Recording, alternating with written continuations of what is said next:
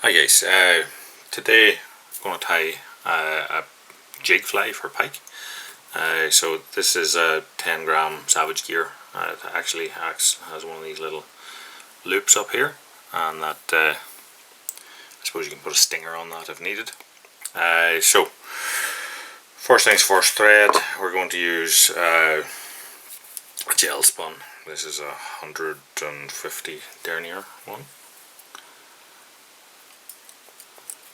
I'm going to attach that on just behind the lead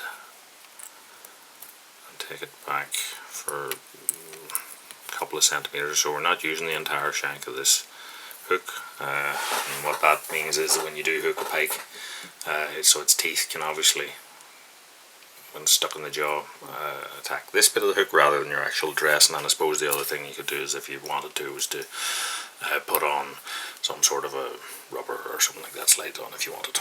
So we'll put our tying thread on there, and then I'm just going to add a bit of super glue onto that just to secure it. Get a couple more wraps into the wet super glue. So to flare the body, we're going to use some olive bucktail.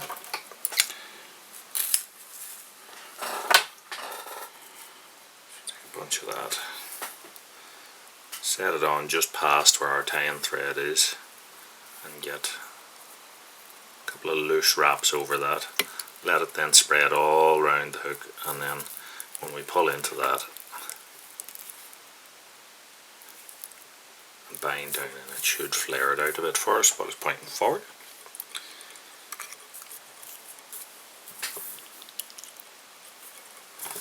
And then get a bit of super glue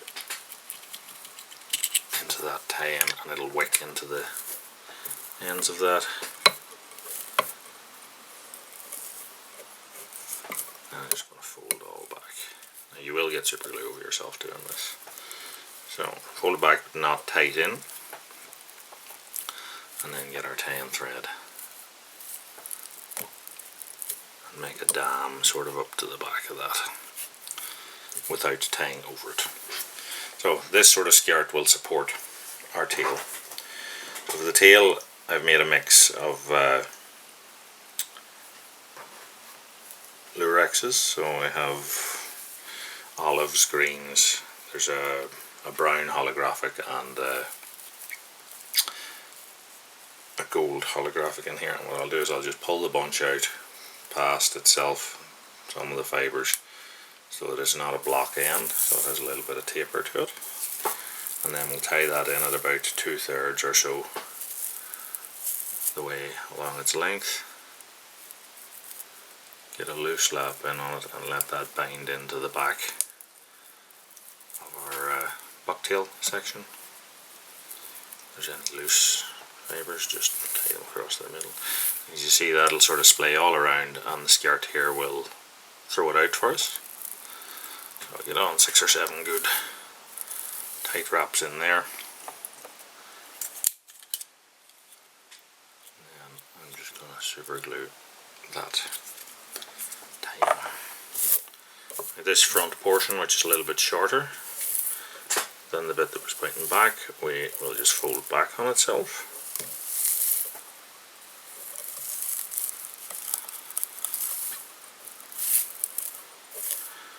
And this, varying your lengths, so tying in sort of 2/3 or 3/4 of the way along the lengths of whatever bunches you're using, has the effect of creating a teardrop sort of fish shape for you. Again, when that's back, I'll just pull it back and I'll get a little dab of super glue just on our tie-ins. Now, next I'm going to take a bit of this Icelandic sheep, nayat, some sort of fibre. If you don't have these, just use a synthetic one, or ignore this step. Cut a bunch of that out, and then I'm going to pull out the sort of woolly underfur, and again I'm just going to misalign the tips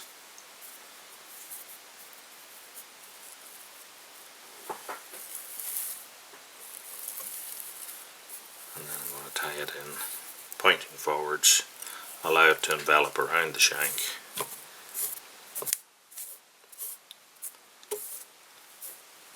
and then fold it all back.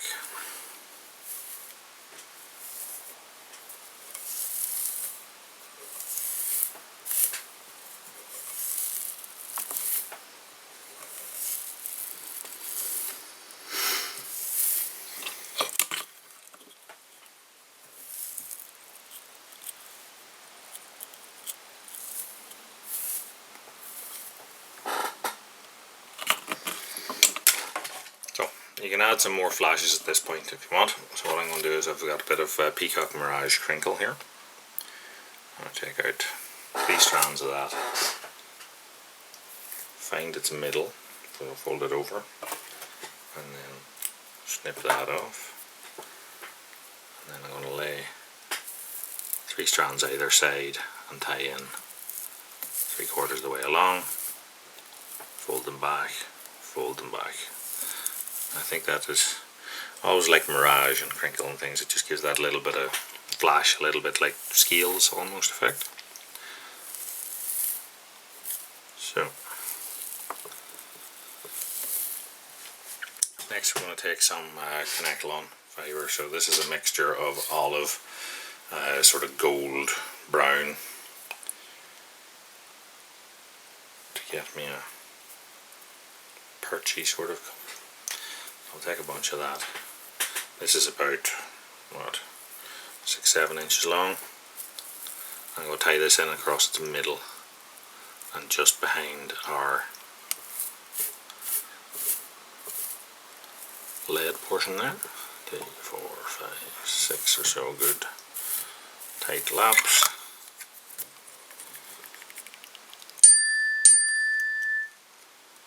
Just going to super glue the thread and put on another few, and then fold this all back again.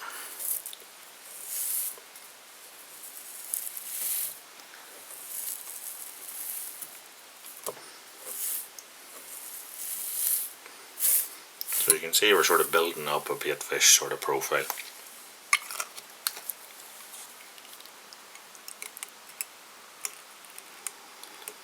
I'm going to super glue my thread here. And then our next step is to move forward onto the tying of on these sort of lead ribs. Now this makes the tying, I think, quite easy. Gives you steps to hold your materials in on. So if you want to tidy it up a bit, you can take some sort of dubbing here and dub over the sort of bare sections, but essentially they won't be seen whenever you've got more tying in front of it anyway. But up to yourself. So as I said, if you feel like it, just take a dubbing. So this is the bit of fluff that we pulled out of the Icelandic sheep, and I can use that just to take up that space before the next section.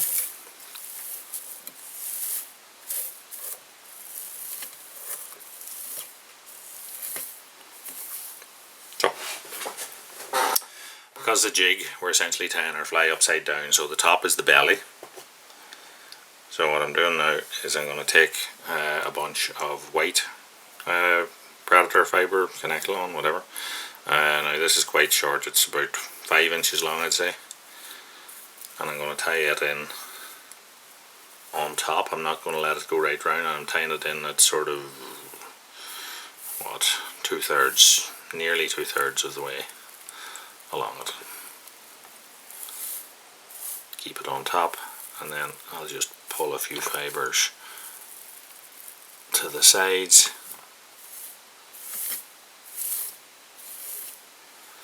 And then I'll flip the fly over, and then I'm going to take another bunch of the sort of green mix that we'd used in the previous section and do the same thing there. So tied in on top, allow it to splay around just to meet the white section on each side,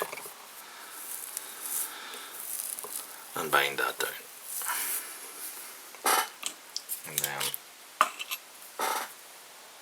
glue up our thread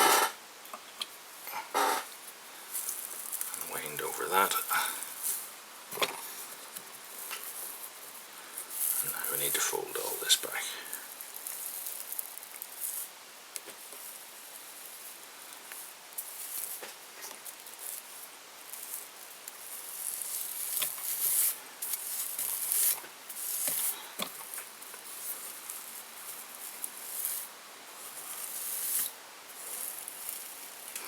So, advance forward then onto our next section, and this here we're going to hold back and just get a little bit of glue into those tie-ins.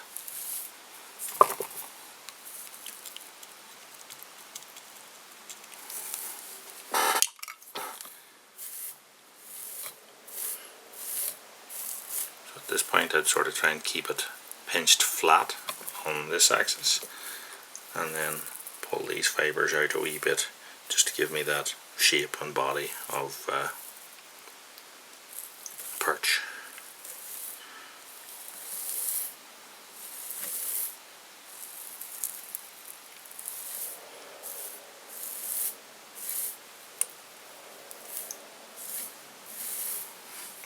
Okay, so I think at this point we'll put on our markings. So I'm going to take a green Pro marker and just put a couple of whitish bands.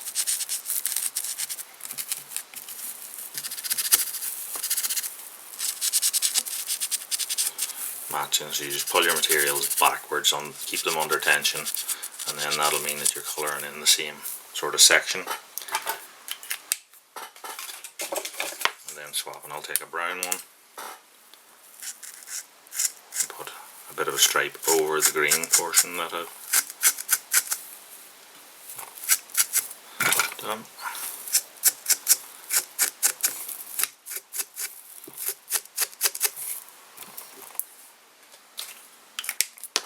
And then a black one. So I'm actually just going to run it along the back fibres just to give us that sort of dark black, and then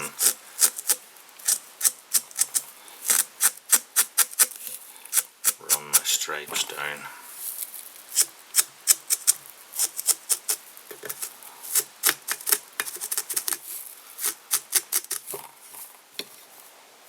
Okay.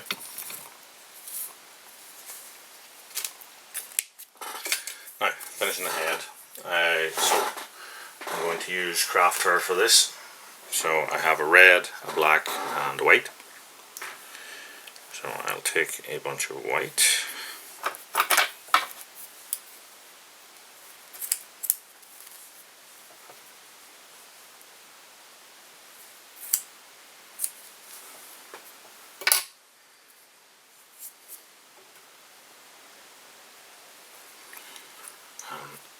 I'm going to take out the very short fluff at the base of that.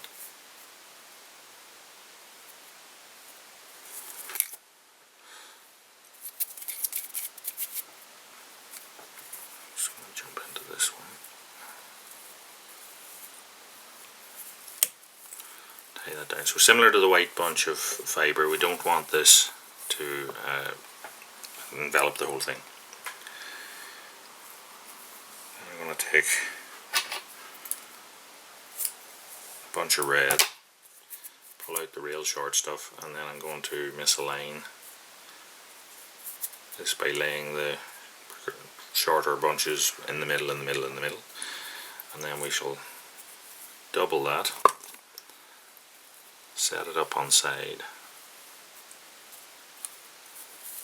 so half its length is folding back, and then when this one comes back on, this will create the fin.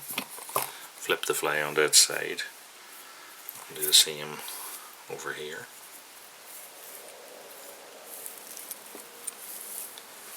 And then to finish it, a bunch of black on top.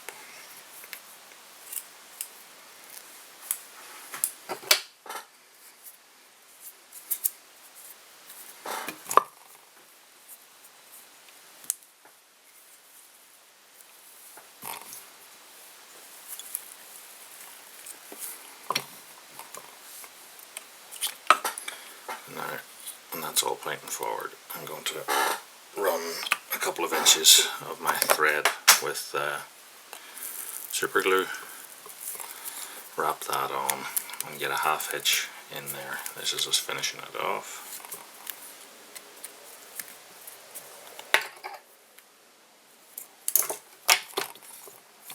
Flip that over, and then I'm going to comb out the craft for it before I set it in position.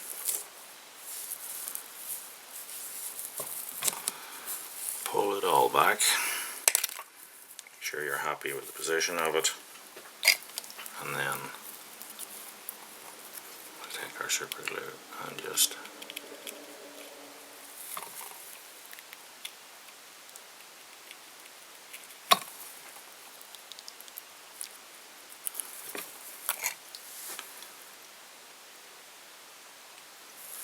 after a second or two that should set itself in position. So that is our perch jig tied. We just have to put eyes on.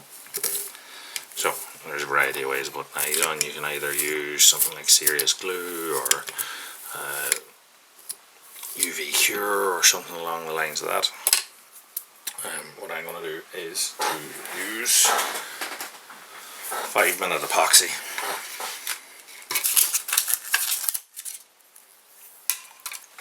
So I'll take my 2-part epoxy, and I like to mix that on post-it pads. Get a little blob of the 2 parts out, and I'll put it on with like a skewer or a toothpick or something like that. So I mix the 2 parts together with the skewer, and then I get a little bit on it. I set the fly up on its edge, and it'll run down the skewer onto the head of the fly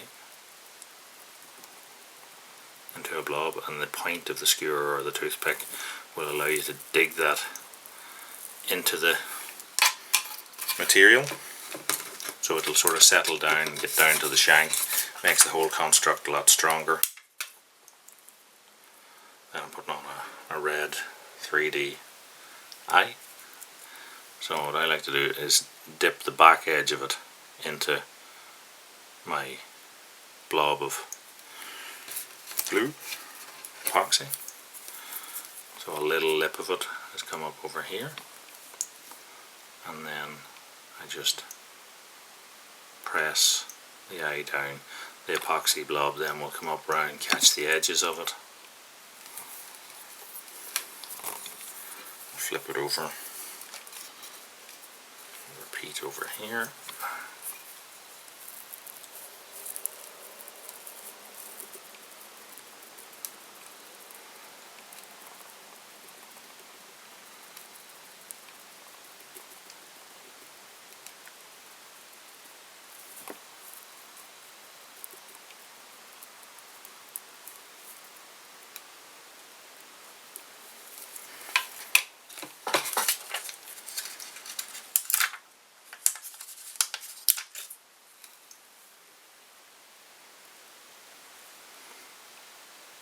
So you can stick that on a whole lot neater by just putting small little blobs of glue on things, but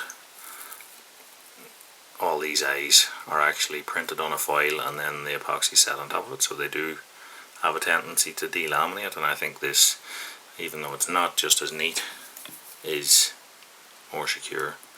Then what I'll do is I'll just, as that's drying, I'll just press it down.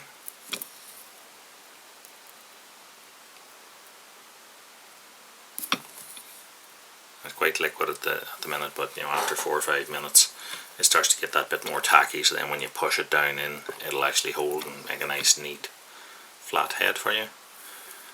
And when I've that done, the fly is essentially complete. If you want to make it fancier, what you could do is you can take